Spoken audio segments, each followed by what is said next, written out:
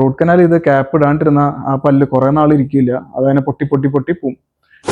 Hi doctor, നമ്മുടെ ക്ലിനിക്കിൽ patients ഭയങ്കര പെയിൻ ആയിട്ടൊക്കെ വന്നിട്ട് റൂട്ട് കനാൽ ട്രീറ്റ്മെൻറ്റ് ചെയ്യും. പക്ഷെ ചെയ്തതിന് ശേഷം അവർക്ക് ക്രൗൺ അല്ലെങ്കിൽ ലെയിൻമാൻ ഭാഷയിൽ പറയുകയാണെങ്കിൽ ക്യാപ്പ് അത് ഇടണോ എന്നുള്ള സംശയത്തിലാണ് പലരും ഉള്ളത്. പലരും അത് ചെയ്യാറുമില്ല, പിന്നീട് ക്ലിനിക്കിലേക്ക് വരില്ല.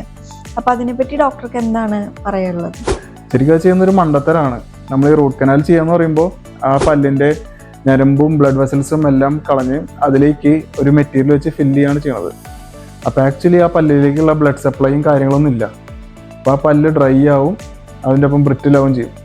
അപ്പോൾ റൂട്ട് കനാൽ ഇത് ക്യാപ്പ് ഇടാണ്ടിരുന്ന ആ പല്ല് കുറേ നാൾ ഇരിക്കില്ല, അതങ്ങനെ പൊട്ടി പൊട്ടി പൊട്ടി പോവും. പിന്നെ ക്യാപ്പി ആണെങ്കിൽ നമ്മൾ സിർക്കോണി എന്ന് പറഞ്ഞ മെറ്റീരിയൽ പറയും.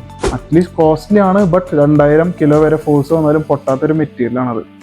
അപ്പോൾ അത്രയും നല്ല ക്യാപ്പ് ഇടുന്നു, അത്രയും നല്ലതാണത്. ഈ വില കുറഞ്ഞ ക്യാപ്പ് എന്ന് പറയുമ്പോൾ അതിൻ്റെ ഉള്ളിൽ മെറ്റൽ വരുന്നുണ്ട്. അപ്പോൾ ഈ മെറ്റൽ മോണരോഗം കൂടുതൽ ഉണ്ടാക്കും. അപ്പോൾ അതാണ് ഞാൻ അധികം പ്രൊമോട്ട് ചെയ്യാത്തത്. അപ്പോൾ ഏറ്റവും നല്ലത് ക്രൗൺ ചെയ്യുമ്പോൾ അത് നല്ലത് ചെയ്യുന്നതായിരിക്കും എൻ്റെ ഒരു അഭിപ്രായം.